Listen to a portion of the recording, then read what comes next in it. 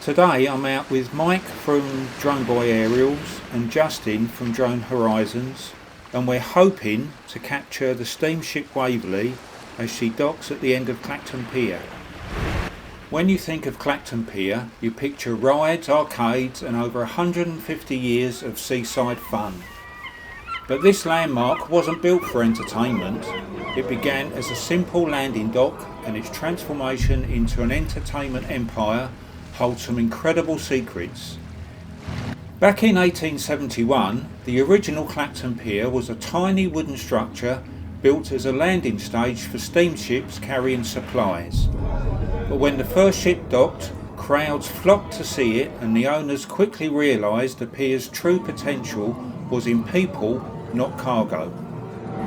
By the 1920s, the pier was bankrupt until Ernest Kingsman bought it. He poured a fortune into turning the failing dock into an entertainment paradise, adding the Blue Lagoon dance hall and his masterpiece, the legendary Steel Stella roller coaster. Among Kingsman's projects was one truly revolutionary, a massive open-air swimming pool. Unveiled in 1932, this was the UK's first Olympic standard pool on a pier. It was so well regarded it hosted international water polo matches for Great Britain, proving the pier was a world-class venue. During World War II, the pier became a potential threat. Fearing invasion, Royal Engineers deliberately blew a hole in it to prevent enemy landings. A German mine also caused heavy damage. The military planned to demolish the rest, but Ernest Kingsman himself successfully pleaded with them to spare the iconic Steel Stella. In 1973, disaster struck when a fire destroyed the Steel Stella. To survive, the pier pivoted in a shocking direction. The former Olympic pool site was repurposed to house dolphins and even killer whales. This controversial chapter lasted until 1985, a relic of a time before our modern understanding of animal welfare. Today, Clacton Pier is still evolving. Since the Ball family bought it in 2009, it's seen huge investment and was named Pier of the Year in 2020. Here it comes. This is the Waverley, the world's last seagoing paddle steamer. For over 75 years she's defied the odds. So how did a ship from a forgotten era survive into the 21st century? It's a story of loss, community and the refusal to let a legend die.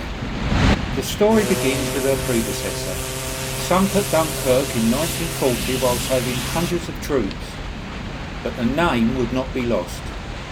After the war, a new Waverley was launched in Glasgow. She wasn't just a replacement, she was a symbol of post-war hope. Her 1947 maiden voyage marking return of peaceful summer days. Aboard the Waverley, it's like walking into the past. Polished decks, gleaming brass, but the ship's beating heart is below, the giant steam engine.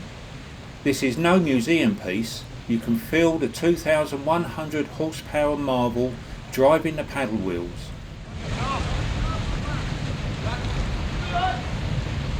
By the 1970s, with passenger numbers dropping, the Waverley was destined for the scrapyard. But the Paddle Steamer Preservation Society refused to let her die. In a landmark deal, they bought her for just £1. That symbolic purchase kicked off a monumental restoration funded by volunteers and public passion.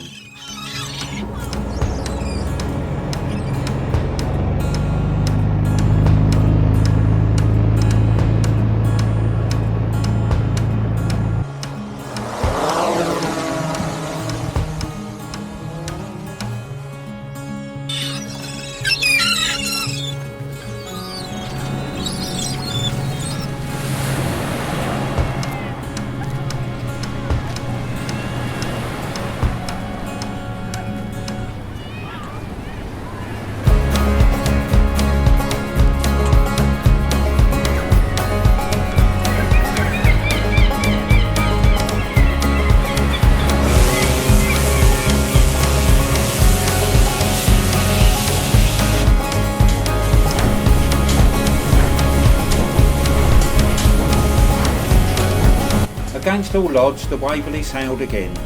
Today she's an icon, sailing around the entire coast of Britain. She's carried over 6 million passengers and was named National Flagship of the Year for 2024.